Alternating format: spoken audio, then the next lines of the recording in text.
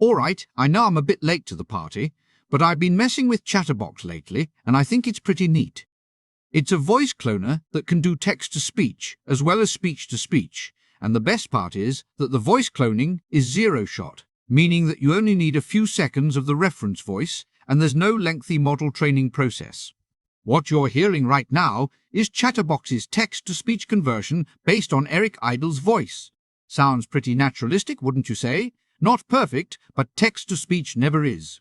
Still, all things considered, it might be my new favorite TTS. Now there's also speech-to-speech, which you are hearing now. Honestly, I'm less impressed with this one. It seems like the voice is always a little bit off base. I'm not entirely sure why this is, considering the TTS voice cloning works pretty well, and it uses the same model for speech-to-speech. If I had to guess, I'd say the pitch of my voice and the pitch of the reference voice do not align very well and produce kind of an off tone.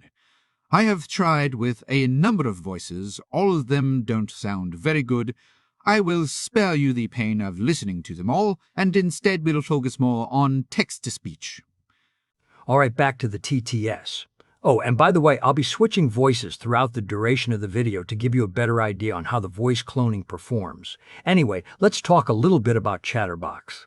It was released in June 2025 by Resemble AI, who have a lot of different projects, perhaps most famously Resemble Enhance.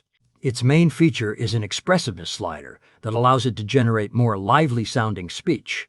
The expressiveness of the reference audio also seems to affect the expressiveness of the speech output, so keep that in mind. For example, here I've cranked up the exaggeration to 1.0 up from the neutral value of 0.5. You can hear that it's a little less deadpan than before and a little more manic. Now, this isn't the first TTS to have expression sliders, but I think this one isn't half bad. Of course, it starts to sound a little silly if you've cranked it up too much, but it's a fun setting to play with and helps break up the monotony that you usually get from using TTS. Naturally, you might be wondering how well it does with different accents.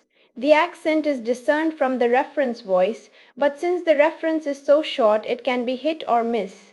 I think most of us have a good idea of how Queen Elizabeth should speak, but the TTS seems to sound more Indian than British when using this reference voice segment. It can also struggle with more exotic accents. Take Arnold Schwarzenegger, for example. You can tell that the model struggles to identify an accent, and it's hard to recognize it as Arnold's voice without his highly recognizable accent. Really, the only TTS that I've tried so far that can nail Arnold's voice is Mask GCT by Amphion. I think Arnold has become one of my favorite litmus tests when trying out new voice cloners due to his unusual yet highly recognizable accent. That's not to say that it's a bad TTS. It produces clean and expressive output and has moderate system requirements. It uses about 7 to 8 gigabytes of VRAM, which is more than Index TTS, but less than Mask GCT. It takes roughly 20 to 30 seconds to generate text, which is on par with other TTS with zero-shot voice cloning. One final note. It's easy enough to install if you follow the instructions on GitHub, but if you're on AMD, just be aware that it will want to first install the NVIDIA version of PyTorch.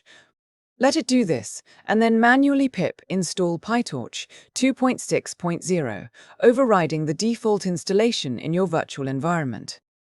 Oh, and you'll want to be using Python 3.11. I know that's standard fare for AI applications, but it is nevertheless a bit disappointing that a brand new project doesn't support newer versions of Python.